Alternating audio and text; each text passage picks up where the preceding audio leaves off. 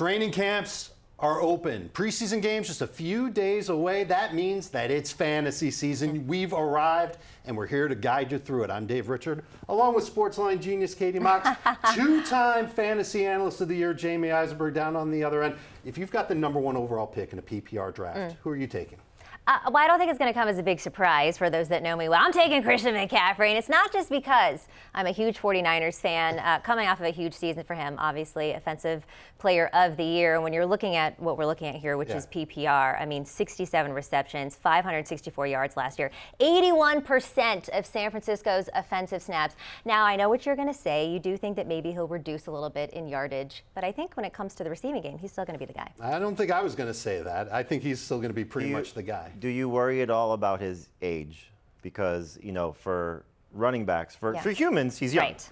For running backs, he's, you know, collecting AARP at this point. So do you worry a little bit about his age? I think that Christian McCaffrey is a freak of nature, so I'm not worried about his age quite yet. Now, I do think, obviously, you guys know I'm on the sports betting side. When I was looking at his season receiving yards, I'm not sure I'd necessarily take the over in that, but I think in this role, he's still going to be that workhorse. He's still going to be the guy on the goal line, and so I do think when it comes to #1 overall, Christian McCaffrey's my guy. And you're obviously hoping Trent Williams is. He's there. He's a big part. Well, when we get into the Brandon Ayuk conversation, which will inevitably come up at some point in this show, the Trent Williams situation worries me about that. But then, yes, certainly when you look at how effective Christian McCaffrey was with Trent Williams versus without Trent Williams, it is a little spooky. But they're going to pay that man. They have to. They have to. They definitely have to. All right, so we recently did a 12-team fan mock draft. We got 12 fans of our podcast, Fantasy Football Today, all together, and we let them do a mock draft. Full PPR, no surprise, Christian McCaffrey was the #1 overall pick. It wasn't me, by the way. It wasn't any of us. None of us were in this draft. No analysts, no so-called experts, nothing. But I thought we'd take a tour of the first 2 rounds to start off to see what went right, what didn't go right, where that draft could have been better. And let's just start with the first 8 picks in the draft. Christian McCaffrey was #1, and then a bunch of wide receivers after that. CeeDee Lamb went #2 overall. I think we're all on board with that. Tyreek Hill went 3rd, Jamar Chase 4th, Breece Hall 5th, Justin Jefferson, Bijan Robinson, and Amon-Ra St. Brown. Fantasy Preview Magazine, CBS Sports Fantasy Preview Magazine cover boy, Amon-Ra St. Brown. You can look for that on newsstands, by the way. All right, there seems to be a consensus that these are going to make up the first 8 picks in pretty much every PPR draft. Is this how you have it, Jamie, in your rankings? No, I have it with Lamb, Tyreek, and Chase as the first 3 receivers and the first 3 players after Christian McCaffrey. Then I actually have Amon-Ra St. Brown at 5, followed by the 2 running backs, Breece Hall and Bijan Robinson and Justin Jefferson. I moved Jefferson down a little bit just because I'm concerned with the quarterback situation slightly, whether it's going to be Sam Darnold, at least to start, and then J.J. McCarthy. But look, Jefferson is going to make a lot of people feel bad for passing on him, you know, just because he's so dynamic, and he's going to probably be among the league leaders in targets. And I know we're all going to look back and say, I know a guy you know very well, Nick Mullins, a guy that has an opportunity, we saw last year had an opportunity to keep Jefferson afloat, 20-plus PPR points per game when he started those 4 games with Jefferson. But is Darnold going to be that guy? More importantly, though, is McCarthy going to be that guy? Because Darnold I don't really worry about. I think with a veteran being there, understanding O'Connell's system, Darnold I think will go through the car wash similar to like a Baker Mayfield, you know, get in a better system and play at a higher level than we've ever seen before. But Jefferson, when you start to, you know, nitpick, Amon-Ra St. Brown's in his same system with his same quarterback. Jamar Chase is going to get his quarterback back. Obviously, Tyreek Hill being at the level that he's at even at 30 years old. So Jefferson just gets bumped down a little bit. And I did put the 2 running backs ahead of him just because I think those guys, if they hit, could be special. And they may challenge McCaffrey for that 1 spot. Did y'all watch the receiver doc on Netflix? Yep. I haven't gotten there yet, but he has. The amount of candy the Jefferson It's amazing. eats. I'm like, how are you this fast and this good when you're putting absolute junk in your body? I'll tell you, I think his appearance on that changed a lot of perception of him because you see Jets, as he calls himself. You see the jewelry, you see the flair. He's still living in the same townhouse. He just got paid the most expensive contract of any wide receiver in NFL history. Still living in, I think it's a $400,000 townhouse.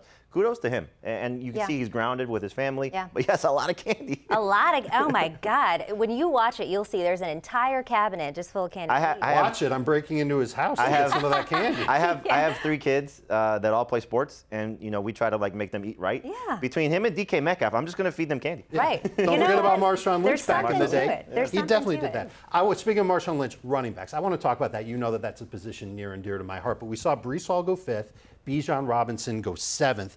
Is that too soon, too late? Where do you have these running backs in your hierarchy, Katie? I think Bijan Robinson was right there. Obviously, it can only go up, right, without Arthur Smith. I think a lot of fantasy managers were frustrated last season with his usage or lack thereof. And I do like kind of the 2v2 that they did there, which we'll get later when they loop back around for Chris Olave.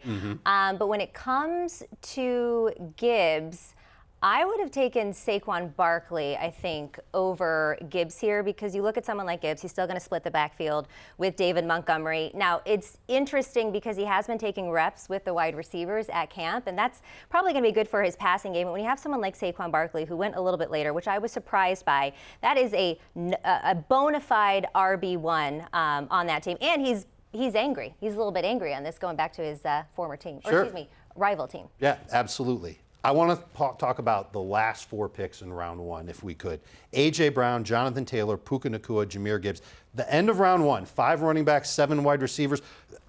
Does that seem right to you, Jamie?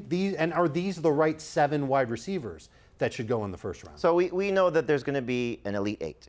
So you got the 5 wide receivers of Lamb, Hill, Chase, St. Brown, Jefferson. Those 5 are going in the first 8 picks. That's your order, and that's fine. Then you have the 3 running backs that are going in the first 8 picks as well, with Christian McCaffrey, Bijan Robinson, Breece Hall, Bijan Robinson, again, whatever order you like those guys. After you get to that, A.J. Brown to me is the bridge, because I don't think he belongs in those top 5, but he's just after them, and he should be ahead of Garrett Wilson and Puka Nacua. What he accomplished last year, what he hopefully will accomplish again with Kellen Moore. Obviously, Jalen Hurts is going to be, hopefully playing at an even better level last year than he did last year. A.J. Brown tailed off at the end of last season. He had a 6-game stretch of 125 yards receiving or more. It was almost like take it to the bank. He's going to get to that 125. He'll hopefully score on top of it. He was just an absolute stud. But the questions come in after him. Puka, can he do it again? Garrett Wilson, can he do it for the first time? It makes a lot of people nervous. So that's where Barkley comes into play. That's where Kyron Williams still comes into play, who gets, I think, overlooked probably a little unjustly. But there's a lot to love about those guys, and I think for me, it's Brown, Puka, Brown, Wilson, Puka all belong in the first round, and then it's really that 12 spot of, do you like Barkley? Do you like Jonathan Taylor, who also should be in the conversation? And do you like Jahmyr Gibbs? I like Gibbs a little bit better than Barkley, simply because I think the receptions will matter here in PPR. On top of the fact, still scored 10 touchdowns. A lot of people look at David Montgomery, think he's the Jamal Williams, which he is. But you have the added bonus of, if something happens to David Montgomery, we saw those 3 games. 2 of those, 26 plus PPR points. If he gets that opportunity to be the only guy, he's better than McCaffrey. I hate to say that to you, but he's better than McCaffrey if there's nobody there.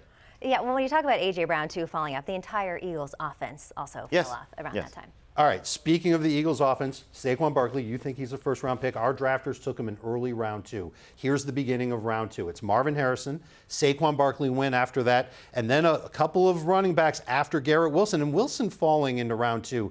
That felt strange to me. I'm used to seeing him toward the late end of round 1. I agree with you, Jamie. I like the idea of taking one of those 2 receivers if I'm picking late in round 1, Wilson or Nacua, and then coming back with one of the running backs that you see on your screen, be it Saquon, Derrick Henry, Kyron Williams, Chris Olave. Katie, do you have an issue with Derrick Henry going this early? I think when we look at this format, I do have a little bit of issue with Derrick Henry here. He hasn't had more than 35 catches in a single season in his career. When we look at the Ravens traditionally, right, under Greg Roman, their top pass catching back was Justice Hill. He only had 28 passes. Now, of course, Todd Monken, it's a different offense here. It's going to be leaning more for a pass-heavy approach. Outside of the NFC Championship game, when they completely forgot to run the ball the entire time, it was, I lost a lot of money on that game. I'm still sour about it. But you look at Lamar Jackson, he took such a huge step forward in his passing game. He was more efficient, certainly one of his best years. You got Zay Flowers, Rashad Bateman, who I'm super high on, Mark Andrews as well. I think that Derrick Henry is going to get a lot done on the ground, but in the receiving game, I'm just not sure if he's going to be great for this format. No, obviously not, and we've never seen him get more than 35 catches in a season, and he's probably not going to get even that many targets this season in Baltimore. Real quick, the rest of round 2, I'm going to ask each of you just to give me a name. Anyone you wouldn't take in round 2 from this list. Travis Etienne, Drake London, Isaiah Pacheco, Jalen Waddle, Devontae Adams, Nico Collins. Jamie, is there anybody that stands out as someone who isn't a round 2 pick? Yeah, for me, it's Devontae Adams, and I know that sounds strange because he's been so good, but, he's at that age, 31 years old. Katie, if you go back the last 10 years, so to 2014, 63 wide receivers have been age 31 or older. Off the cliff, Only 8 have been top 12, and really it's only top 11. So I think what we saw last year, he dropped by 4 points per game. I think we may see another slight decline. I don't think he goes from 19 to 15 to 11, but I think he goes from 19 points per game 2 years ago, 15 points per game, plus decimals, we'll just round it up, to that 14, 15 range. So a little bit of a dip. Concerned about the quarterback situation. Brock Bowers being there could add to it. He just makes me a little queasy as a round 2 pick.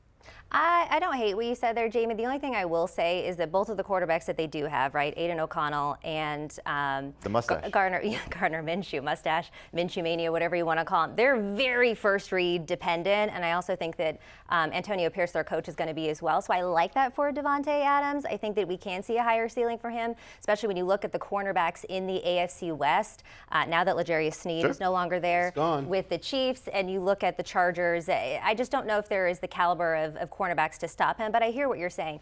For me, it's Pacheco. I would maybe take him in the 3rd round or later. I think he's great, but his durability is a huge question mark for me. I think he can handle the season. We saw him late last season be that guy for Kansas City. He's one of my favorite breakout players, and I don't mind taking him toward the end of round 2.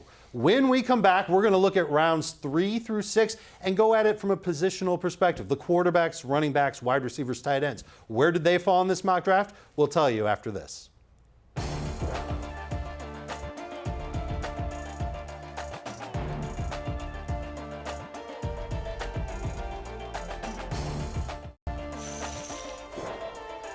Rounds 3 through 6 in our latest fan mock draft. We're going to break through the players in these rounds by position to let you know where the best values are, maybe where some of the bad picks were. And we're going to start with the quarterbacks, and you'll note no quarterbacks in round 1, no quarterbacks in round 2. And you'll usually see that in analyst drafts because we like to wait for the position. But this was 12 fans, 12 people that just love fantasy football as much as we do. None of them took a quarterback with a top 24 pick, but one went with the 25th pick, and that's Patrick Mahomes. You'll see the numbers next to the quarterback's names. That's the round that they were taken in, and then the dot, and then the pick in the round. So Patrick Mahomes, round 3, pick 1. You see Mahomes, Josh Allen, Jalen Hurts, and then in rounds 5, 6, some interesting values there. Lamar Jackson, Joe Burrow, Anthony Richardson, and C.J. Stroud. Jamie, is there someone here that really stands out as a great value?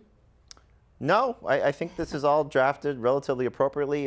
For me, Richardson would go ahead of Burrow, but I understand if somebody wants to take a little bit of more of a safety route with Burrow, understanding that he's been injured the last couple of years, so the argument really doesn't hold.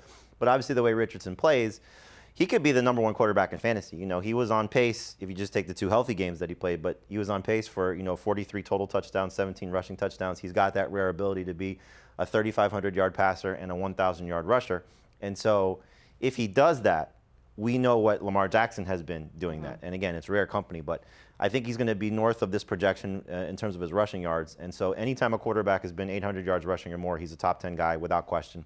And so I think Richardson, on top of what he does as a passer, keeping Pittman, Josh Downs being better year 2, the addition of A.D. Mitchell, I think it's going to be a fantastic year for him. So I'm very excited. I love that Shane Steichen said, and you'll like this as a Warriors fan, you going to tell Steph Curry to stop shooting threes? I mean, you can't tell Anthony Richardson to stop running. Did you watch the Olympics yesterday when he had that no-look 3? Yeah. So good. He's awesome. He's awesome. Okay, so was there a quarterback on that list, Katie, that you thought maybe was too rich for your blood?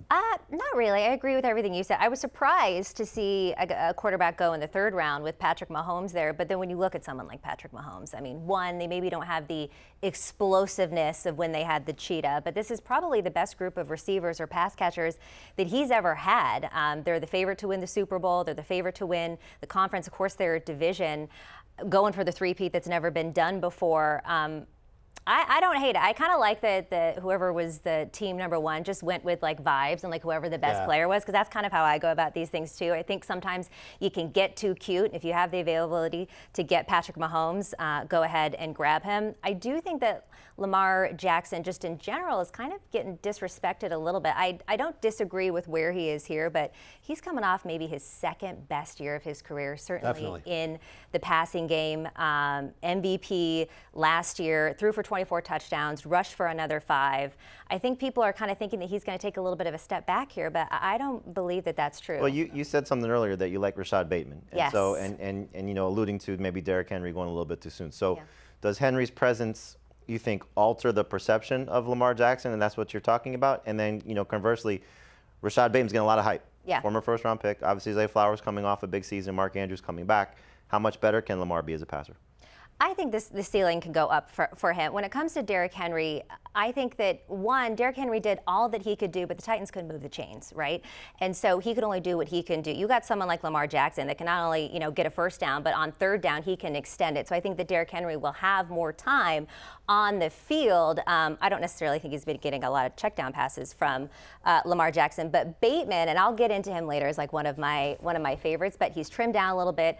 The Baltimore Ravens could not be banging the drum harder for him. So I do think second-year offense, and I know that Todd Monken got a lot of flack for what happened in the AFC Championship game, but I think in terms of Lamar, he's just going to go up. My favorite advice to give for drafting quarterbacks, wait for it to feel like a value. And Lamar Jackson going in round 5 felt like a value. Same thing with C.J. Stroud going with one of the last picks in round 6. That felt like a huge value. Compared to Mahomes, who went with the first pick in round 3, that felt like a little bit too soon. That's the pick that was a little bit too rich for my blood. Dave, let me ask you about C.J. Stroud, though, because I think a lot of people are predicting that the Texans are going to have a tougher time this year. Are you still high on C.J. Stroud? Absolutely, because he put up huge numbers when he had Nico Collins and Tank Dell last year when they played a lot. His average per game was close to 28 points per game, Katie. And now you're adding Stephon Diggs on top of that. I think the sky's the limit for him. I think he's absolutely got a chance to be a big-time fantasy quarterback, especially if you're getting him right before the start of round 7. Okay. It's huge, huge value. Let's move along to the running backs. These are the running backs that we're taken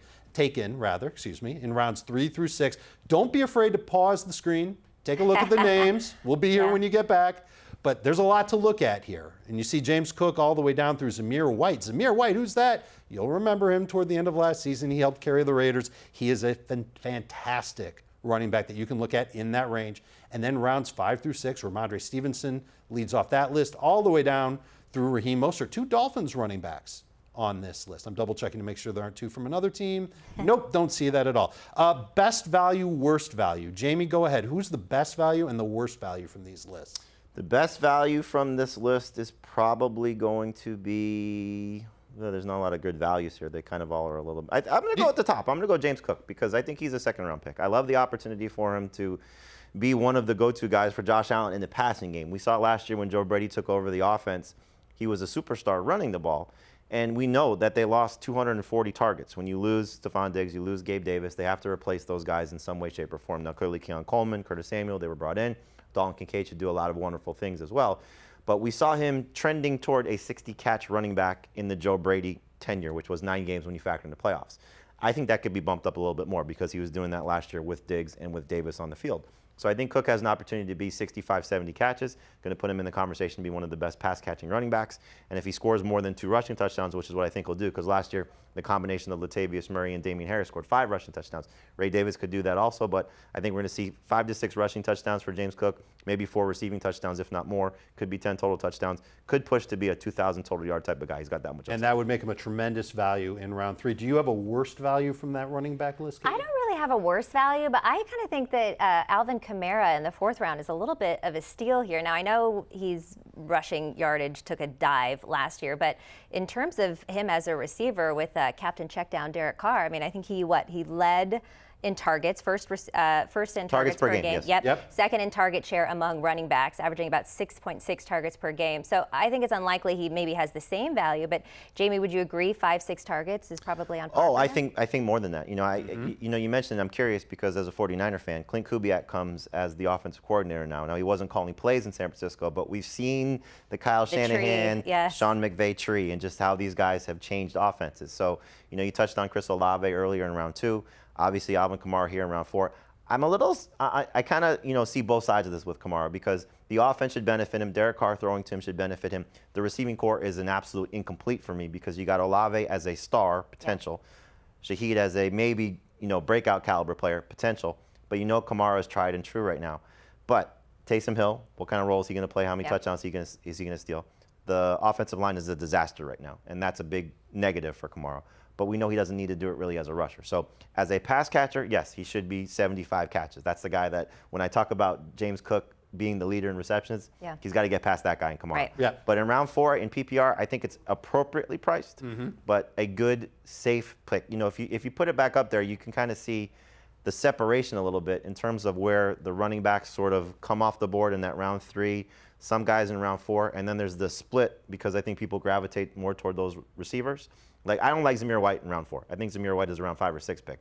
But all those guys almost on the right side of the page should be rounds 5 or 6 picks. I think it's just, there's too much good value, too much star potential at the receiver spot that you backfill with your second running back and sort of pick from that list as opposed to reaching for those guys. So I don't really love a lot of those guys going around 4. All right, well, let's see what you guys think about the wide receivers that went in rounds 3 through 6 in our mock draft. Mike Evans at the top of that list. You can see the names for yourself. All the way down to Marquise Brown in Kansas City. New team, new quarterback. He's had a very good training camp, according to reports. Same questions for this group. Katie, give me your best value from this list, and then Jamie, your worst value. I was surprised to see Cooper Kupp drop to the 4th round. I know that Puka Nacua is the wide receiver 1 now for the Rams, but it's a shorter gap between him and Cooper Kupp than maybe it'll look. When we look at their targets, Puka out-targeted Kupp just 95 to 94 in 11 games that they were healthy this season. So I still think he's going to be a guy for Matt Stafford. I think getting him in the 4th round is a steal.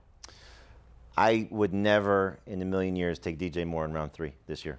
Not even close. It's just way too expensive for a guy who was amazing last year, but he was amazing as the solo act. What did they do? They came in and they brought 2 high-profile wide receivers. One who, while he's older, and I don't want to expect a lot from Keenan Allen, led the NFL in targets per game, was among the rare, I think it was 4, receivers that averaged 20 PPR points per game.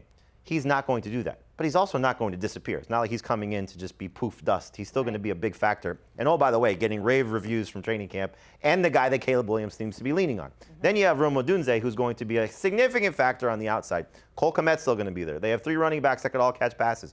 And you're asking a rookie quarterback to support all of that. So DJ Moore should still be drafted as a number 2 wide receiver. Ahead of a lot of those guys, no chance. And in round 3, no way. Huge mistake. You saw the Sportsline projection, 111 targets. If that's what DJ Moore ends up disgusting. with, it's a terrible pick to take him in round 3. I'm a fan of his. I still think he's going to be the number 1 receiver for the Bears. I think he'll get more than 111 I'll tell you targets, this much. I made this switch a few days ago and doubled down on it this weekend. I take Malik Neighbors over DJ Moore. I think Malik Neighbors has a higher ceiling this year. He's not as good at wide receiver. Obviously, he's got a lot to prove. But in his situation, he's probably looking at, if that's the projection, 111 targets, he's probably looking at 40 to 50 more targets on the season, which is just going to sort of negate the Daniel Jones factor, which is terrible. Sure. But, I mean, look, Daniel Jones is going to do enough of just, hey, hang it out there, and Malik Neighbors is going to make a play. Right, and we've seen that in some training camp highlights already. Isn't Malik Neighbors exactly in the same spot that DJ Moore was in last year? Suspect quarterback, number 1 guy, ton of targets. It's the spot DJ Moore's been his entire career until this year, until and this now year. he's got a You make a lot of sense on that one. Real quick, the tight ends. This is who was taken rounds 3 through 6 at the position. Again, no tight ends in the first 2 rounds. Laporta over Travis Kelce. Fantasy managers a little skittish about Kelce after how he finished the regular season in 2023. Maybe he can bounce back, but will he be that much better than the rest of the pack? And then you see the names round 5 through 6. Listen, it's good news here because we've got a lot of tight ends that can help carry your team. Is there a bad value here? Just names only from this list. Katie, is there one guy that stands out as a bad value? I don't think a bad value. Kyle Pitts, jury's still out on him for me. I love George Kittle. You guys know how I feel about him, but he's kind of hit or miss when it comes to fantasy. He'll either get 3 touchdowns and be targeted a ton. You know, when the pocket starts to collapse, that's when Purdy looks for him, but sometimes he really doesn't get any touches in a game. So George Kittle's always a little bit of a wild card for me. I love the upside of Kyle Pitts. There's no way I'm taking him in round 5. So, you know, he shouldn't be in the same range as Dalton Kincaid and Trey McBride, even if they're ranked even if he's ranked behind those guys. For me, getting Trey McBride in round 5 is a steal. I love Trey McBride. He's going to have a lot of money such a huge season this year because he'll score more than 3 touchdowns. 2 of his touchdowns came in the small sample size with Kyler Murray, so I think he's looking at 6 to 8 touchdowns. But we love Marvin Harrison. It's obviously easy to love Marvin Harrison. It's not like he's coming in and all of a sudden Trey McBride's disappearing. So we're going to see Trey McBride still be a huge factor, and he may lead all tight ends in receptions. Wouldn't be a huge surprise. We saw tight ends last year have a big role in this offense with a number 1 wide receiver many, many times. Trey McBride can absolutely do that as well in 2024. When we come back, we're not going to show you everybody that was taken in the mid to late rounds. We're just going to tell you our favorite picks. These are the guys that can help make your fantasy team great. So stay right where you are. Sleepers and breakouts coming up next from the mid rounds here on FFT.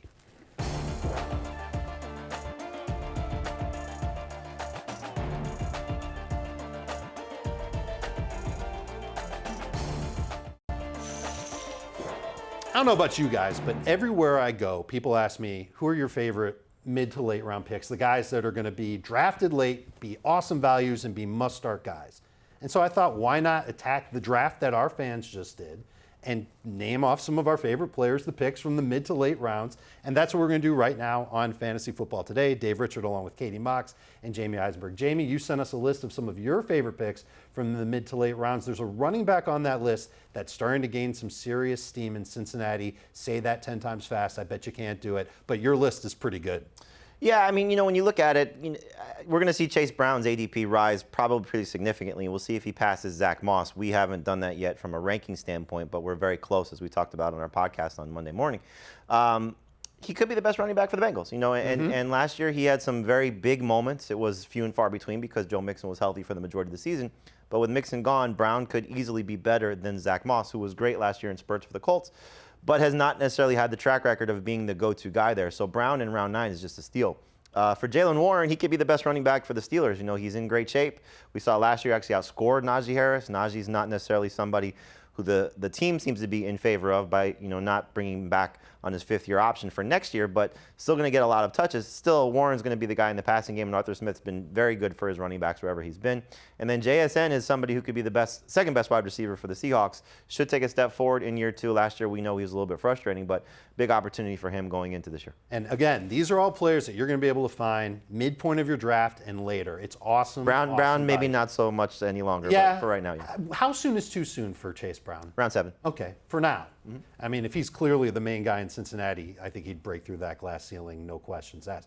Katie, you've been waiting all show. You've been very patient to talk about Rashad Bateman. I'm going to give you your chance to do that because he's on your list of your favorite mid to late round picks. I do, and he went, I think, in the 13th round with our fans here. And look, maybe I'm drinking the Kool-Aid that John Harbaugh is serving up, but he has been saying amazing things about Bateman. Dropped some weight, looking more like he did in college. Obviously, Zay Flowers, wide receiver 1 here, but with OBJ gone, this leaves a clear path for him to be wide receiver 2. And we talked about it. Todd Monken, year 2, Ravens are a more pass-friendly offense under him. I do think that Lamar Jackson is going to take a step forward, and so I just think that Bateman is a really, really interesting and fun one to grab in these mid to late rounds. You got 60-plus targets available, and so can he do better than what Beckham did last year? I think a lot of people would say yes, because Beckham, 30 years old, and not necessarily the picture of health, but did produce some big games. Can all of these guys, though, be uber successful? Because I think everybody's looking at it based on how they're drafting. Lamar to still be a stud. He's a little bit on a different plane. But Flowers, and with Andrews back, and now with Derrick Henry there, who's an upgrade over Gus Edwards, that's really, I think, where the question comes in. But where you're getting him, where you're drafting him. What's the downside? It's free. Exactly, yes. It's free. Well, and I think that last year he had no problem getting open, but him and Lamar weren't really on the same page a lot of the time, but he was coming off of that Lisfranc injury. A lot of athletes say it takes about 2 years to get over that. So having that off time with Lamar, off-season time, I think is going to be great. You mentioned somebody that wasn't even drafted, and I kind of like where you're going with this one. Will Levis, not picked, and it's a 1 QB league, so not every quarterback that's got some upside is going to get picked. But why do you like Will Levis this year? Mayonnaise boy, that's what I like to call him. But Will Levis, I mean, especially when we look at what our fans did on here, they took a bunch of his receivers and pass catchers, but nobody thought to pick up Will Levis here. And look, he played, 11 games last year. He ranked 15th in fantasy points during that stretch of time. And he did that, one, as a rookie quarterback, and he also did that in a run-first offense with Derrick Henry. And Mike Vrabel was just not the best for this. They got Brian Callahan now, former OC from Cincinnati, and he certainly has a more pass-friendly approach. Now, I don't think that Will Levis is going to turn into Joe Burrow necessarily overnight, but I do think it is going to be better than Vrabel. So I do think he's a potential sleeper, and our own Pete Prisco has been saying that he's going to be the next Josh Allen. So he was just there, Pete, in Tennessee with Will Levis. It's a wonderful story. He highlights the vacation that Will Levis was on in Italy with the Tuscan castles. It's just a beautiful, beautiful prose. Check it out. From Pete Prisco. love you, Pete. Good job. But yes, Will Levis does have the opportunity to take a step forward, and it's going to be fun to see. We saw that big 34-plus point game that he had in his first game against Atlanta.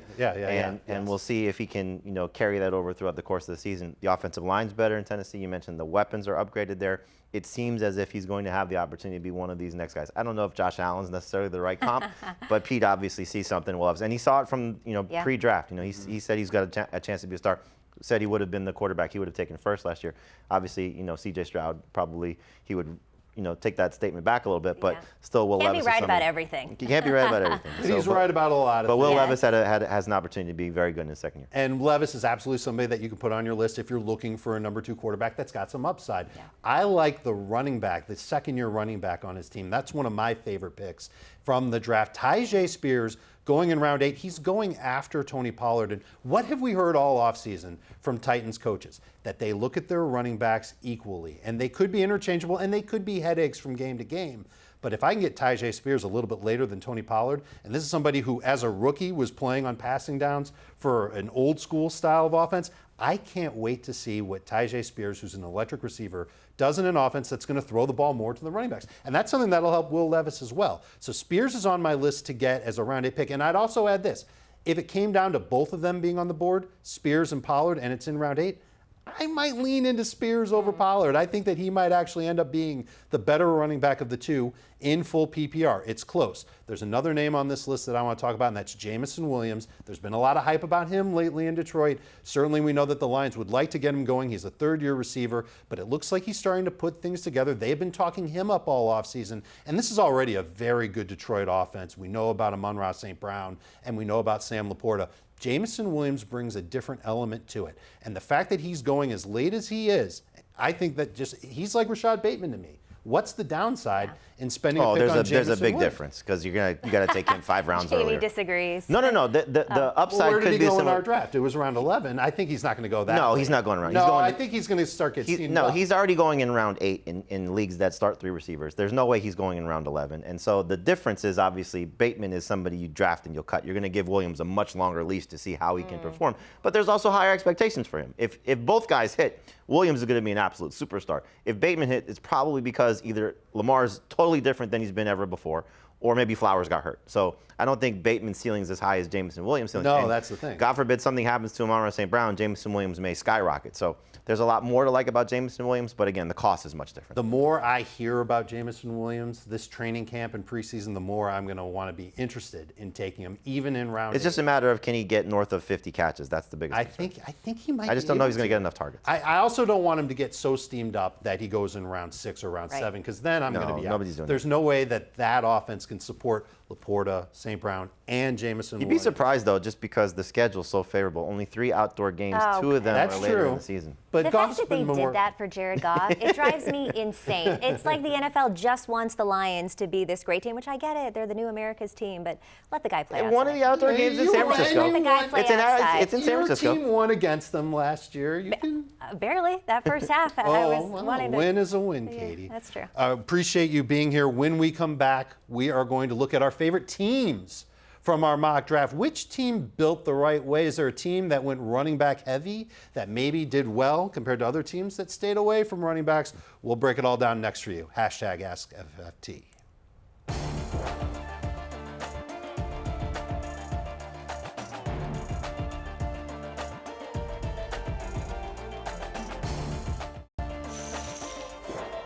What's the best way to go about building your superstar fantasy football team? We're going to go ahead and kind of critique some of the teams in our recent 12-team fan mock draft. These are fans of our podcast, Fantasy Football Today. We let them draft. We let them put their teams together. But now it's time to nitpick it a little bit. Which teams do we like? Which team maybe went a little too far in directions that we just would not like? So, Jamie, I'll start with you. Was there a team in this draft that you really liked the most? I would like to be in this league and play for a lot of money to steal the money. But pick 11, team 11, I thought did a nice job, just how they started and the way that they built this out. Simply because I think you got an opportunity here to get 3 potential first-round picks in Puka, Barkley, and Kelsey. Kelsey's got to do a lot of heavy lifting to build off of previous years, not necessarily what he did last year. But I love the 3 receivers because I think Puka's a legit number 1. I think Pickens and Kirk can easily be in the category of top 20 caliber wide receivers. I have Pickens ranked that way, Kirk not far behind. And I like the fact that still able to not necessarily lean into running backs, but got some guys that have the opportunity here to be potential stars. One of the Browns running backs should be good. Ford to start the year, hopefully Chubb at the end of the season. But I think both guys will still have value once they're playing together, mostly Ford throughout the course of the season. We've seen Chubb and Kareem Hunt have good numbers throughout the course of the season as a duo in years past. Chase Brown obviously has the opportunity to be the best running back for the Bengals. So Yep. I know while you'll look at the backfield and say maybe not the best in terms of depth, but I still think all you need is 2. You're starting 3 receivers here. Deontay Johnson's a great 4th receiver in PPR, and I love Rashid Shaheed at the value, as we talked about with Katie, Rashad Bateman as well. So for me, this is the most complete team, especially getting Burrow in round 6 as your number 1 quarterback. There's something interesting that happened in this draft. Every team that took a wide receiver with their late first-round pick took a running back with their early second-round pick. Is that the move to make? Is that the safe way to go about your draft? Your first 2 picks, taking 1 running back and 1 wide receiver? No, I would take 2 receivers if you have the opportunity to, if there's 2 guys that you like. And so it's usually going to be Marvin Harrison most likely as that second guy. But as we saw in this draft, Garrett Wilson fell into round 2. So if you can get 2 receivers of that caliber, 2 of the top 9, we said that there's 5 legitimate first-round guys and then 3 to 4 guys that could be in that next group. And so if you get 2 of those guys, running back is going to be deeper in the middle rounds than it has ever before, because I think we're going to see a lot of wide receivers pushed up. So you don't have to reach for running backs at all. We would have taken Garrett Wilson, who fell to the 3rd pick in round 2, over Saquon Barkley. Absolutely, without okay, and then you'd have Nakua and Garrett Wilson. I like that too. I think that's a pretty I would have good actually strategy. taken Wilson over Nakua. And then hopefully Nakua would make it back to you. But 2 wide receivers to start the draft when you're picking late in round 1 makes all the sense in the world if they're there. I like what Team 4 did, but it's from the specific look of going running back heavy early. And it wasn't with the first-round pick, but the next 3 picks, Pacheco, Devon Achane, and Alvin Kamara. We talked earlier in the show about Kamara, his upside in full PPR. We know that Devon Achane has some huge potential, but he'll share the ball a little bit in Miami at running back. And then Isaiah Pacheco, one of my favorite breakout candidates in his 3rd season in the National Football League. But I like that running back depth with the first 3 picks. And I'm okay with what is left at wide receiver. You see Amari Cooper, Christian Watson in round 7. Watson, if he can stay healthy, and that's a big if, could really be an outstanding player. 5.9 catches per touchdown in the last couple of seasons. And then you see some other wide receivers, Curtis Samuel, Jerry Jeudy, but I like the upside of Brock Bowers. Zach Moss is the other running back in Cincinnati. He was taken in round 9. For now, I like Moss better than Chase Brown, but that could flip in a week or 2, and then you see the rest of the players. Mike Williams, somebody that you could stash on your IR if you've got one. Jamie, I know you talked about going receiver if you've got a late pick. This was an earlier pick in round 1, the 4th slot in the draft. Do you like the idea of taking that stud wide receiver and then pairing him up with running backs in a row like this drafter did? No, I actually hate it because okay. you're having to rely on Amari Cooper as your second receiver, and I think he's more of a number 3 option at this point in his career. Going to be 30 years old. Deshaun Watson coming off the shoulder injury. He's not somebody that I want to say is my number 2 receiver. So the running backs are great if they hit, but there's so many ifs there. You got Kamara at 29. You got Achane having to share with Raheem Mostert and the huge expectation. If it's one of those guys with 2 receivers at the top, so let's say he would have gone Jalen Waddle or a Nico Collins or Devontae Adams or whoever you want to put in there, one of the 49ers guys, Mike Evans, any of those guys, as opposed to Pacheco, or even taking Pacheco and not taking Achane, I like that build a little bit better. Because again, you go too heavy with running backs, you leave yourself thin at receiver this year, I think you're going to be in trouble. If it's a 3-receiver league, you definitely don't want to be in that type of scenario where you're relying on Cooper and Watson to be your 2 and your 3. If that's your 3 and your 4, I love it. But I just don't like the build go 3 running backs. I think you're just making a mistake. Okay, now I want to get your opinion on a team that I did not actually like myself, and that was Team 3 in this draft. I want you to notice what they did with their first 2 picks. In the draft, we saw 2 Dolphins wide receivers, Tyreek Hill in round 1, Jalen Waddle in round 2, and then we also saw a tight end and a quarterback go within the first 5 picks. So first, on the subject of taking teammates at the same position with your first 2 picks, that feels like a faux pas. So we did a draft last week where I took Tyreek Hill. I think he fell to the 4th pick, and or maybe it was the 3rd pick. I'm not sure. And I took Tyreek Hill, and I was like, whenever we do some of our drafts in the beginning, sometimes it goes a little askew. And I was trying to catch up for a couple people that missed their picks. Yeah. And I took Jalen Waddle in the spot where I would normally take Jalen Waddle at the end of round 2. And I was like, wait a minute. I took Tyreek Hill. I backed it out, and I switched it to Nico Collins. It's fun to be the commissioner. But I just didn't want to commit myself to that. Now, when you're talking about 2 receivers of that caliber, you go back 2 years ago, you'd be thrilled with it because of the way Jalen Waddle performed and lived up to the expectations. Last year, while he wasn't so far off in terms of his points per game, he left a lot on the table, left a lot of games, unfortunately wasn't the same player. I think also the Dolphins pushed to get 2,000 yards for Tyreek Hill impacted Jalen Waddle as well.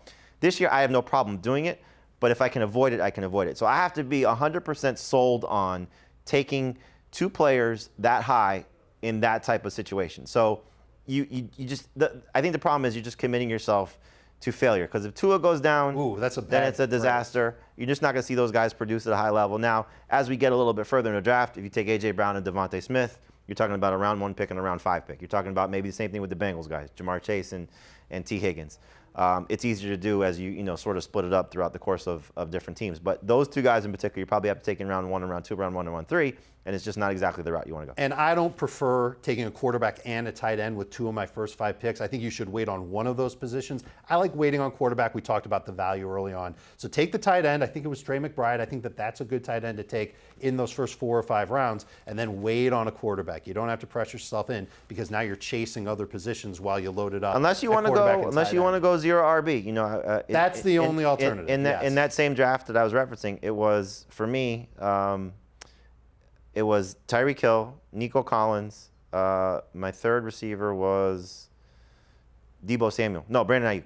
And to do that, then I took Kincaid, I think, and no, it was McBride. It was McBride, and then Jalen Hurts. Okay. So those are my first 5 picks. Not bad, and then you know that you're going to wait on running back, Yep. and you just I still end up with Ramondre Stevenson. and you've got an all-star starting. Still end up with lineup Ramondre Stevenson and Jalen Warren as my starter. That's not bad. Yep. That's pretty good. You lucked out on that one. All right, when we come back, we're answering your questions. Some lucky people are going to get their answers. Hashtag AskFFT. Stay right where you are.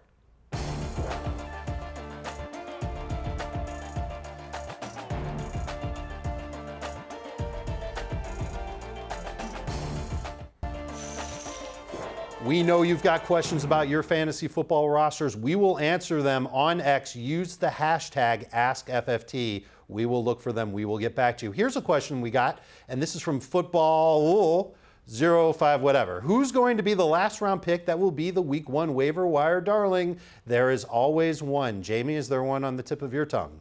Yeah, I said this on our Fantasy Football Today podcast. It wouldn't surprise me if Gabe Davis has a big week 1. Brian Thomas is going to take some time playing a Dolphins defense that's down Bradley Chubb, that's down Jalen Phillips, that could have a suspect pass rush. That game has a shootout written all over it. Gabe Davis is getting undrafted in a lot of leagues, so it wouldn't surprise me if he ends up being somebody that we talk about on the week 2 waiver wire. 2 names. Chuba Hubbard, because what if Jonathan Brooks isn't ready to roll? No, he'll be drafted running back. Well, by round 14, maybe not. And Josh Downs. Josh Downs is starting to make some plays in Indianapolis. Maybe he's the number 2 wide receiver there. Maybe Anthony Richardson throws a little bit more. If you're not drafting him as a number 2 receiver right now, you're making a mistake. Okay, so now let's move on to the next question. And this is from a Knicks fan. What players that we know won't be ready for the start of the season are good to still draft or maybe stash in an IR spot with the idea that they'll be good for the second half of the season? First of all, if you're a league commissioner, definitely put IR spots on the rosters. Let people have the opportunity to stash guys there who were hurt so that they don't have to cut them and make some tough decisions. Just let them do it. It's the easy way to go. Any names that come to mind, Jamie? IR stashes? I mean, the obvious one would be TJ Hawkinson with the hope that he comes back at 100%. Another tight end that I think can make an impact that's going to open on IR most likely is Juwan Johnson.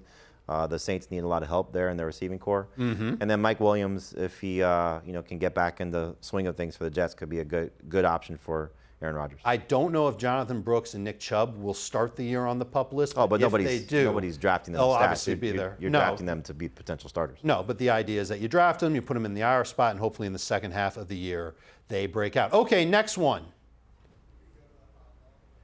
Do we have a next one? Here it is from Hodlong. Please help. I need to keep 5 in a 1-point PPR keeper league. He's got Mahomes, Puka, Kupp, Olave, Tank Dell, Kyron Williams, Davon Achane, Trey McBride. I feel like Puka's obvious. I feel like Olave is obvious. Kyron Williams is obvious. Do you have 2 more, Jamie, really, really quick? I would go with Achane and McBride.